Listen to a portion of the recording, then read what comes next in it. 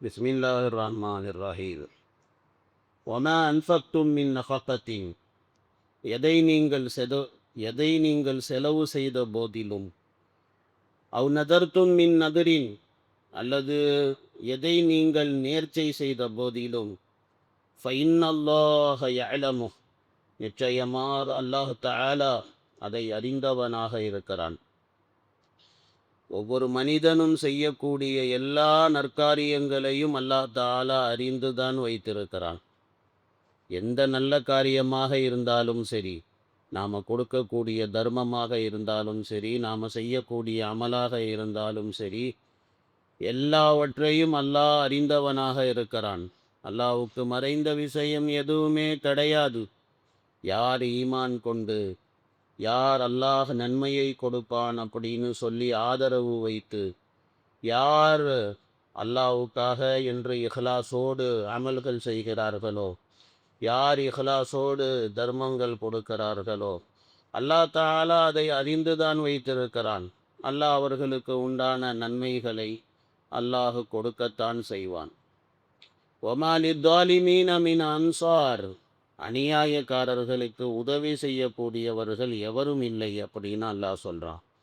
இதற்கு நேர் மாற்றமாக யார் ஈமான் கொள்ளவும் இல்லை, யார் பாவங்கள் செய்கிறார்கள், அநியாயம் அக்கிரமங்கள் செய்கிறார்கள், அல்லாஹ்வோடு சேர்த்து மற்றவர்களை இணை வைக்கிறார்கள், மற்றவர்களை அல்லாஹ்வோடு சேர்த்து இணை வைக்கிறார்கள், அப்படிப்பட்ட அநியாயக்காரர்களுக்கு மறுமையில் பலவிதமான தண்டனைகள் அவர்களுக்கு இருக்கிறது. அல் மனாகதா, அவர்களுக்கு இருக்கிறது மறுமையில் பயங்கரமான வேதனை. அல்லாஹ் கொடுக்கக்கூடிய அந்த வேதனையில இருந்து அவர்களை காப்பாற்றக்கூடியவர்கள் யாரும் கிடையாது. அதை தான் அல்லாஹ் தஆலா வமாலி தாலிமீன மின் அன்சார், அநியாயக்காரர்கள் அக்கிரமக்காரர்களுக்கு உதவி செய்யக்கூடியவர்கள் எவருமே இல்லை அப்படின்னு அல்லாஹ் தஆலா சொல்லி காட்டுகின்றான். பிறகு அல்லாஹ் ரப்பல் ஆலமீன் இன் துபுது சதகாத் ஃபனிம்மாஹிய, தர்மத்தை நீங்கள் வெளிப்படையாக செய்தால் அதுவும் நல்லதுதான். அதாவது நல்லதுதான் அப்படின்னு சொன்னால், தீனுடைய ஏதாவது மஸ்லஹத்துக்காக வேண்டி வெளிப்படையாக தர்மம் கொடுக்கப்பட்டால், உதாரணமாக அடுத்தவங்களை ஆர்வப்படுத்துறதுக்காக வேண்டி வெளிப்படையாக ஒருத்தர் தர்மம் கொடுக்கிறார், ஆனால் உள்ளத்தில் இருக்கக்கூடிய இஹ்லாஸில் எந்த விதமான குறையும் ஏற்படலை அப்படின்னு சொன்னால் பரவாயில்ல, தாராளமாக வெளிப்படையாகவும் தர்மம் கொடுக்கலாம், ஒன்றும் தப்பு கிடையாது. அடுத்தவங்களை ஆர்வப்படுத்துறதுக்காக வேண்டி தான் கொடுக்குறாரு, உள்ளத்தில் இவருக்கு பெருமை ஏற்படலை, இஹ்லாஸ் இருக்குது அப்படின்னு சொன்னால் தாராளமாக வெளிப்படையாக தர்மம் கொடுங்க, அதுவும் நல்லதுக்கே. வயின் துஹூஹா, அதை மறைத்து, ஒ தூஹல் ஃபுகரா, ஏழைகளுக்கு அதை கொடுப்பாரேயானால் பகுவ ஹைருல்லக்கும், அது அதை விட உங்களுக்கு மேலானதாக இருக்கும் அப்படின்னு அல்லாஹ் தாலா சொல்கிறோம். இப்போ இந்த ஆயத்தை பார்க்கும்போது என்ன தெரியுது அப்படின்னா, வெளிப்படையாக தர்மம் செய்வது மேலானதா, மறைத்து தர்மம் செய்வது மேலானதா அப்படின்னு பார்க்கும்போது, அல்லாஹ் மறைத்து தர்மம் செய்வதை தான் ஃபஹுவ ஹைருல் லக்கும் என்று அல்லாஹ் கூறுகிறான். அதுதான் உங்களுக்கு நல்லது அப்படின்னு அல்லாஹ் சொல்கிறான். ஏன்னா மறைத்து தர்மம் கொடுக்கறதுல அதில் பெருமை வராது, அதில் இஹ்லாஸ் நல்லா இருக்கும், அதில் மறைச்சு தர்மம் கொடுக்கறதுனால. அதனால் அல்லாஹ் தாலா இடத்துல நன்மைகளை எதிர்பார்க்கலாம். அதனால தான் அல்லாஹ் தாலா மறைச்சு தர்மம் கொடுக்கறத ஃபஹுவ ஹைருல் லக்கும் அப்படின்னு அல்லாஹ் சொல்கிறான். வெளிப்படையாக தர்மம் கொடுக்கறது தீனுடைய மஸ்லஹத்துக்காக வேண்டி மட்டும்தான் கூடும். அடுத்தவங்களை ஆர்வப்படுத்துறதுக்காக அப்படின்னு சொன்னால் ஓகே. ஆனால் வெளிப்படையாக தர்மம் கொடுக்கறதுல கொஞ்சோண்டு பேர் புகழ் ஆசை வந்துருச்சு அப்படின்னு சொன்னால் முடிஞ்சு போச்சு, அந்த தர்மமே வீணாக போயிடும். அது ஏற்கனவே அல்லாஹ் ரப்பல் ஆலமீன் அதையெல்லாம் கூறினான். அதுக்கு உங்களுக்கு விளக்கங்கள் நான் உங்களுக்கு சொல்லிட்டேன் ஏற்கனவே. பெருமைக்காக வேண்டி தர்மம் கொடுக்கக்கூடாது என்ற விஷயமெல்லாம் ஏற்கனவே சொல்லப்பட்டது. அப்போ இந்த ஆயத்தின் மூலமாக என்ன தெரியுது, வெளிப்படையாக தர்மம் கொடுக்கறத விட மறைச்ச தர்மம் கொடுக்கறது மேலானது அப்படின்னு சொல்லி அல்லாஹ் தாலா கூறுகிறார். ஹதீஸ் ஷரீஃபில் பார்த்தீங்க அப்படின்னா, ஹதீஸ் ஷரீஃபிலையும் மறைச்சு தர்மம் கொடுக்கறத தான் சிறப்பாக்கி சொல்லப்பட்டிருக்கிறது. புகாரியினுடைய ஒரு ரிவாயத்தில் இருக்கிறது. அபூ ஹுரைரா ரலியல்லாஹு தஆலா அன்ஹு அவங்க சொல்லுவார்கள், பெருமானார் கூறினார்கள், ஸல்லல்லாஹு அலைஹி வஸல்லம் கூறினார்கள், 7 விதமான மனிதர்கள் இருக்கிறார்கள். அந்த 7 விதமான மனிதர்களுக்கு அல்லாஹ் தஆலா நிழலே இல்லாத அந்த மறுமை நாளிலே அல்லாஹ் தஆலா தன்னுடைய அர்ஷுடைய நிழலை அல்லாஹ் ரப்புல் ஆலமீன் 7 விதமான மனிதர்களுக்கு அல்லாஹ் தஆலா கொடுப்பான். அந்த 7 விதமான மனிதர்களுடைய பட்டியலை கண்மணி நாயகம் ஸல்லல்லாஹு அலைஹி வஸல்லம் அவர்கள் சொல்லும்போது, 1வது நபர் நீதம் செலுத்தக்கூடிய அரசர். அவர் அல்லாஹ்வுடைய அர்ஷுடைய நிலையிலே மறுமையிலே இருப்பார்.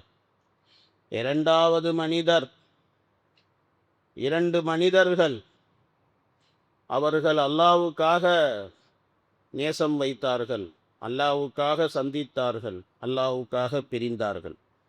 அப்படிப்பட்ட மனிதர்கள் இவங்களும் அல்லாஹ்வுடைய அர்ஷுடைய நிழலில் இருப்பாங்க. 2வது நபர். 3வது நபர், வாலிபத்தை அல்லாஹ்வினுடைய இபாதத்திலே கழித்த வாலிபர், அல்லாஹ்வுடைய ஷரியத்தை எடுத்து நடந்த வாலிபர். அவரும் நாளைக்கு அல்லாஹ்வினுடைய அர்ஷுடைய நிழலிலே இருப்பார். 3 நபர்களாயிட்டு. 4வது நபர் யார் அப்படின்னு சொன்னால், பள்ளிவாசலோடு மனம் லயித்து இருக்கக்கூடிய மனிதர். பள்ளிவாசலை விட்டு வெளியில் போனாலும் எப்படா பள்ளிவாசலுக்கு திரும்புவோம் அப்படிங்கிற எண்ணம் அவருக்கு இருந்து கொண்டே இருக்கும். வாங்க சொன்ன உடனேயே பள்ளிவாசலுக்கு ஓடி வந்துடுவார், இல்லை அதுக்கு முன்னாடியே கூட ஓடி வந்துடுவார். அந்த மாதிரி மனிதர், பள்ளிவாசலோடு தொடர்பு உள்ள மனிதர், இபாதத்துகள் செய்கிறதுக்காக வேண்டி, மற்ற விஷயங்களுக்காக இல்லை, இபாதத்துகளுக்காக அல்லாஹ்வோட பள்ளிவாசலில் இபாதத்து செய்யணும், தொழுவணும், குரான் ஓதணும், தஸ்பீஹாத்துகள் செய்யணும், அது மாதிரி எண்ணங்களில் வரக்கூடியவர் பள்ளிவாசலுக்கு. ஒரு 4வது நபர். இவர் நாளைக்கு மறுமையிலே அல்லாஹ்வினுடைய அர்ஷுடைய நிழலிலே இருப்பார். 4 நபர்களாயிட்டு. 5வது நபர், தனிமையிலே உட்கார்ந்து அல்லாஹுவை திக்ரு செய்து அழக்கூடிய மனிதர். ஃபஃபாதத் ஐனா, அழக்கூடிய மனிதர், கண்களில் கண்ணீர் வடிக்கிறார், அப்படிப்பட்ட மனிதர். அவரும் நாளை மறுமையில் அல்லாஹ்வுடைய அர்ஷுடைய நிழலிலே இருப்பார். 5 நபர்கள் ஆயிட்டு. 6வது நபர், அழகும் சௌந்தரியமும் அந்தஸ்தும் நிறைந்த ஒரு பெண், விபச்சாரத்துக்காக வேண்டி அழைத்தும் கூட, சந்தர்ப்பங்களும் சூழ்நிலைகளும் விபச்சாரத்துக்கு அவனுக்கு இருந்தும் கூட, அல்லாஹ்வை பயந்து, இன்னி அஹாஃபுல்லாஹ், நான் அல்லாஹ்வை பயப்படுகிறேன் அப்படின்னு சொல்லி யார் அந்த விபச்சாரத்திலே இருந்து தவிர்ந்து கொண்டானோ அந்த மனிதர், அவரும் நாளைக்கு அல்லாஹ்வுடைய அர்ஷுடைய நிழலிலே இருப்பார். 6 ஆச்சா? இப்போ 7வது கேளுங்க. வலக்கரம் தர்மம் கொடுத்தது இடக்கரத்துக்கு தெரியாது, அந்த மாதிரி தர்மம் கொடுத்தவர், அவரும் நாளைக்கு அல்லாஹ்வுடைய அர்ஷுடைய நிழலில் இருப்பார் என்பதாக அந்த ஹதீஸிலே சொல்லப்பட்டது. அப்போ பாருங்க, குரானும் மறைத்து தர்மம் செய்ய சொல்லித்தான் குரானும் சொல்லுகின்றது, ஹதீஸும் மறைத்து தர்மம் செய்ய சொல்லித்தான் ஹதீஸும் சொல்லுகிறது. அது வேற விஷயம். தீனுடைய ஏதாவது மஸ்லஹத்துக்காக வேண்டி ஒருவர் வெளிப்படையாக தர்மம் செய்தார் அப்படின்னு சொன்னால் அது ஓகே, அது அல்லாஹ் தாலாவே சொல்லிட்டான், இன் துபது சதகாத் ஃபனிஅமாஹிய, வெளிப்படையாக நீங்கள் தர்மம் செய்தால் அதுவும் சரிதான் அப்படின்னா நீயத்து கரெக்டாக இருக்கணும். என்ன நீயத்து? அடுத்தவங்களை தர்மம் செய்ய வைக்க தூண்டுவதற்காக, ஆர்வப்படுத்துவதற்காக நான் வெளிப்படையாக தர்மம் செய்வேன் அப்படிங்கிற நீயத்து இருக்கணும். அதில் கொஞ்சோண்டு பேரு புகழ் கலந்துருச்சுன்னா முடிஞ்சு போச்சு ஜோலி. அதனால ரொம்ப டேஞ்சர் ஜோன் தான் அது, வெளிப்படையாக தர்மம் கொடுக்கிறது. வைன் துஃபுஹா, அதை நீங்கள் மறைத்து, வதூதூஹல் ஃபுகரா, ஏழைகளுக்கு நீங்கள் கொடுத்தால், ஃபஹுவ கைருல் லக்கும், அது உங்களுக்கு மேலானதாக இருக்கும். வயுகஃபிர் அன்கும் மின் சய்யாத்திக்கும், உங்கள் பாவத்தை உங்களுக்கு அவன் அழித்து விடுவான். அல்லாஹ் தஆலா உங்களுடைய பாவங்களை அவன் அழித்து விடுவான். வல்லாஹு பிமா தஅமலூன ஹபீர்.